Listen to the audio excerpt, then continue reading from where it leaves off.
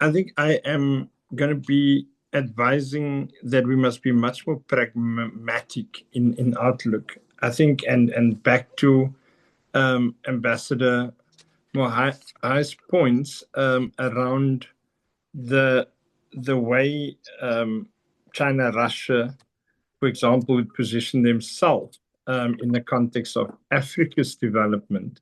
I move from a bit of a different premise. I move from the premise that China has never created in the history a scenario where there is a attempt to essentially create a military interference in another country. So part of their model is respect for a nation state's internal processes. Now, it's not as easy because if you're starting to move into the world and the complexity of this world, the interdependent states, clearly we understand that if you look at the map of Africa, all roads leads to the harbors, and from there, that's our history. If China, say years back, decided to move from a largely rural, largely poor working families to a more middle income, and they've decided on a developmental path. The strategic question for me as an individual somewhere in South Africa is when they try to rev up their take raw material and then to essentially create industrialization at home, what is our responsibility? Meaning, can I blame them, or actually am I asking the question to myself, what is my country's responsibility? And I'm going to give a real example here. I've kind of the China has a few years ago signed, you get bilateral agreements signed all over the world. So, country to country relations. But there was China has what they call a comprehensive strategic partnership agreement. You get strategic partnership agreements, you've got partnership agreements, and you've got comprehensive strategic partnership agreements. That particular framework is not with everyone that China have with bilateral agreements. South Africa is one of those countries that it has signed. And remember, my last 4 years is not necessarily in government, so I can be a little bit outdated of some of those elements. But say at least 7-8 years ago, there was this agreement, and it was only no more than 20 countries that China has signed in the world those type of agreements with. In that agreement between South Africa and China, one of the issues that China agreed with South Africa was that the textile industry that's largely South Africa, and in the Western Cape in particular, the southern part of Africa, historically the CMT, that clothing and textile industry was quite big, and it created work opportunities. It helped the small entrepreneur to do T-shirts, clothes, etc. In this particular agreement that China signed with South Africa, there was a concession that they will help build and put funding behind the strengthening of the CMTs in South Africa.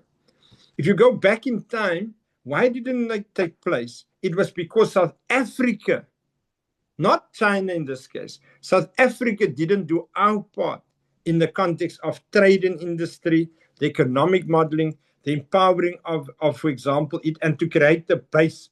So China was ready to say, look, we don't just want to bring T-shirts in or kind of clothing in. We are literally agreeing with South Africa in writing that there would be a strategic partnership in the clothing industry to develop the South African leg thereof further and to protect it from simmering out. That didn't take place. So in my question that I have to ask, whose fault is that? Should I put that blame that side, or should I put the blame on my space in terms of the South African state? So that gives you one example of a more developed country in Africa and the way we renegade on our responsibility. Because what we then decided to do, even when we speak national development plan, even when we speak a growth strategy, even when we speak inclusive growth, we walk right. Ambassador Moai, also, if you remember in the beginning of the BRICS, I'm very clear it was initially to deal with an anti-imperialist agenda. I'm very clear in terms of the way the BRICS was formed. Originally, it was basically saying, let's try and make sure that we create alternative blocks for the World Bank and the IMF. When Cyril Ramaphosa came in as the president, he changed the modalities of that message. That is the truth. So when we talked about let's create alternative to the IMF and the World Bank, suddenly it re-emerged a different message from the presidency post 2015. Because then 2018, then the president's message was we must support, we must use BRICS Development Bank as a support mechanism for the weaknesses where the IMF and the World Bank is. It's a fundamental different message. It is basically saying, no, let's just deal with the periphery. Let's just deal with that. And the BRICS Foundation understood the 1945 model, and where the big countries or the small countries had to be protected against the big dominant forces. But the implication of that was the Bretton Woods institutions, the IMF, etc.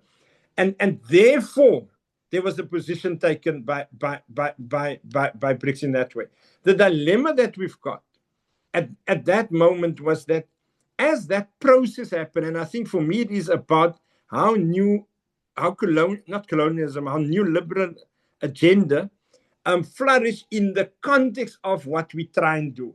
And that's where one of the point back to yourself, Lady M, about African AU. If we must be blunt, one of the panelists, Dr. Alexander, mentioned gold. One of the focus points at that point in that period was how do we use our currency? How do we use what is in Africa as a back-end system to, one, de-dollarize, ensure de-dollarization, but to also make sure that we create a financial hub in Africa that would be able to be used as leverage for financial credit line facilities globally.